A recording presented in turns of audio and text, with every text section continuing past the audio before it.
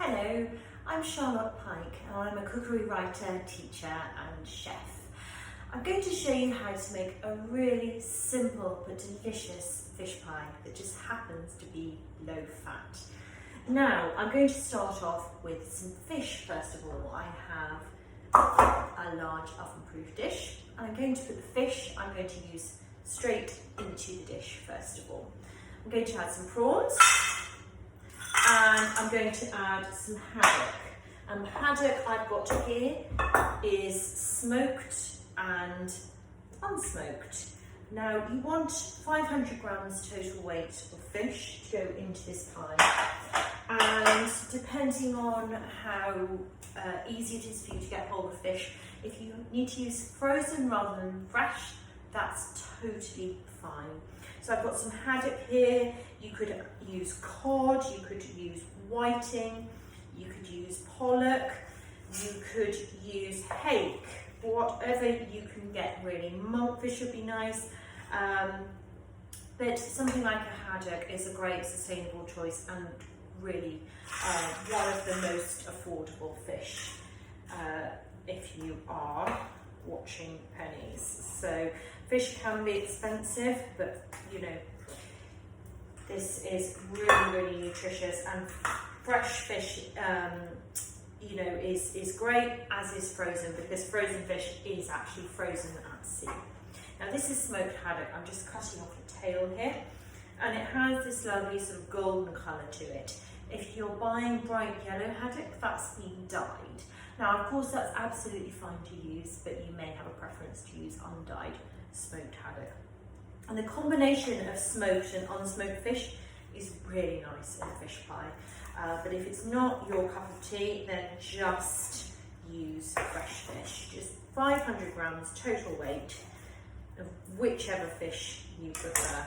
Now, we'll put smoked haddock in with the fresh haddock and the prawns into my oven-proof dish, and I'm going to set that aside. In fact, I'll put it here so you can see it. Now I'm going to make a sauce for the fish pie, and I've got 25 grams of butter in my pan, melting, and I'm going to add flour to that as well. Sorry, it's 50 grams of butter and 50 grams of flour. And I'm just going to mix those two together.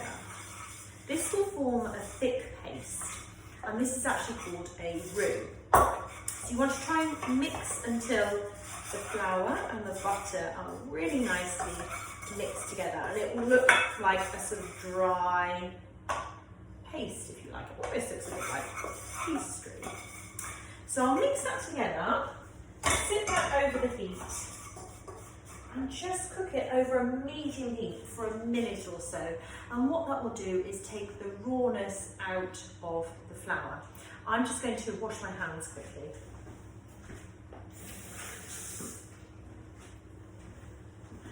My board, a wipe after chopping fish on there. Okay, so over here I can see that the butter and the flour is melting again.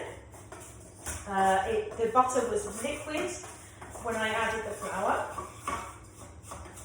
and then the butter is melting again now the two are combined. So you can see it looks like a sort of stiff, dry mixture that is melting. And you just want to cook it for a minute, as I said, to cook out the flour.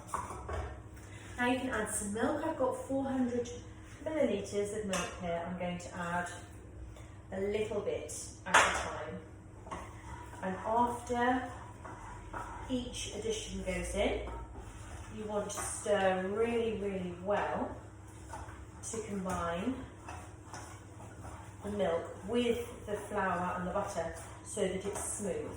And you need to keep mixing while you do this.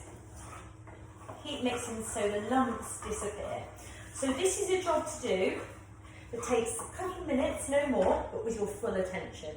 Let's add more milk now and stir again. Now I say full attention because it can burn quite easily and it can stick and it can go wrong. So this is definitely a job to do. And you don't get distracted and answer the phone or something in the middle of it. So let's just keep stirring there. And then when you've got a couple of additions of the milk in the pan, you may find it helpful to go in with a whisk. And what the whisk will do is help to break up any lumps. So it will start to look smooth, and then the more milk you add in, the lumpier it will get. So just keep stirring with your whisk. And I'm going to just move it onto this hob, which I think will work a little bit better for me. Keep stirring. And it does need a couple of minutes of good undivided attention and stirring to get rid of the lumps. If you notice that they're still there after a minute or so, don't be put off, just keep on going. And when the mixture looks thicker and drier, just add a little bit more milk and keep going. And then when the milk goes in, it looks like the mixture separates again, but by continuously whisking at this stage, it should stay nice and smooth. There we are. This is looking good. So I'm going to add the rest of the milk now and keep whisking. So this sauce is called a bechamel sauce or a white sauce, and it's one of those great foundation recipes which is really worth knowing about. And it makes a really good sauce for a fish pie. Lots of recipes use cream, white wine, all sorts of different alternatives. But this is the most simple and it's very, very delicious. And this is the sauce that you put into a lasagna as well, for example. So I'm going to keep whisking. There we are. That's looking really nice and smooth. So now I'm going to leave that overheat for just a minute or two to cook a little bit further. I'm going to add some mustard to the sauce for a bit of flavour. Now, I like mustard. If you don't, leave it out, that's fine. Some people might want to add some cheese to it. That obviously will increase the fat content. So if you want to add some flavourings at this stage, by all means do, but it's not essential. So there's some mustard. And I'm using French mustard, a variety of French mustard called Dijon mustard. And that's quite mellow and rounded. It's not quite as punchy as an English mustard, for example, which is much more yellow in colour. So now the mustard's in, I'm going to whisk.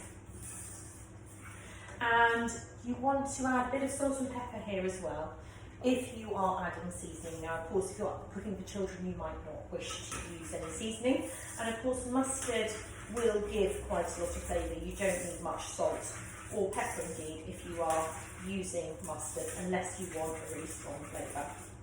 So that sauce is looking thick, smooth and bubbly, and I'm actually going to transfer back to this wooden spatula so it will just help me to ensure that I scrape all the sauce from the corners of the pan now. Lovely, that looks great. So we've got this lovely, thick, creamy sauce. Next, I'll take the pie dish. So we've got our fish in here. I'm going to pour this lovely creamy sauce over the top. So this is one of the most simple fish pies you could make. It really is about as straightforward as you can get. So the fish, you want to distribute evenly across the bottom of the dish and the sauce evenly over the top.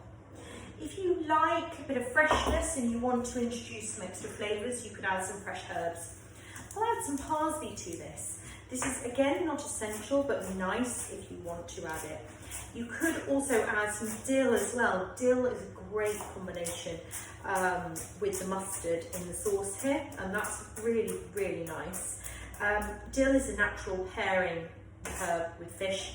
It appears in all sorts of different fish dishes, and it's really lovely.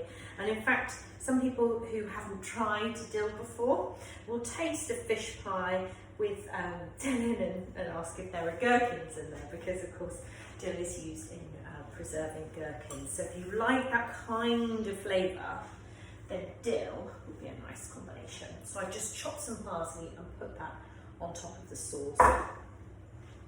Next, I'm going to make a very, very simple topping for this fish pie, and I'm going to do a crunchy cheese and potato topping.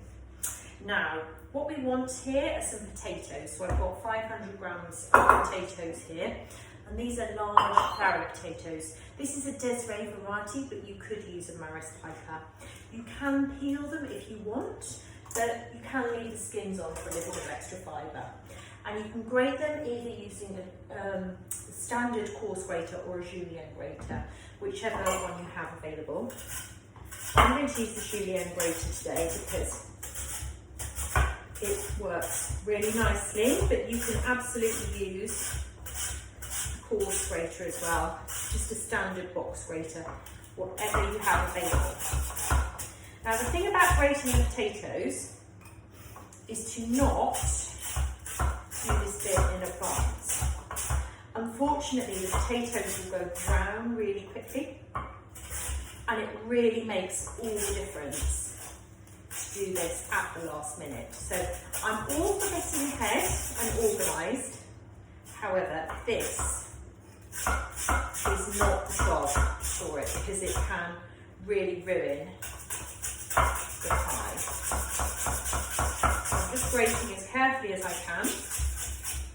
And then the potato can go into another bowl. Now I've got another bowl here, and I'm going to do this in batches. And in this second bowl, I've got some melted butter, just 25 grams, and I'm going to toss the potatoes in the butter really quickly. And what that does is it stops the potatoes from growing brown somewhat whilst I grate the second batch. Now I've finished grating the potato, and I've tossed it in the melted butter, and I'm going to put it on top of the fish in the dish and spread it out. And this is actually a lot easier than making mashed potato, for example. There's less work, less energy, you don't need to worry about having another pan on the hob. So it's quite a nice option to consider. So I've got the grated potato on top, and I'm going to top that with some grated cheese. Now I'm adding cheddar on top of here, which is really nice, but you can add whatever you've got. And I'm putting 75 grams of cheddar on top of the potato. And now that's ready to go into the oven. And here we have the finished fish pie. This has been in the oven for about 25 minutes, and the top is lovely and golden, bubbling, and it smells fantastic. This is ready to eat with maybe a green salad or some green vegetables on the side. It would be absolutely fantastic for a delicious meal.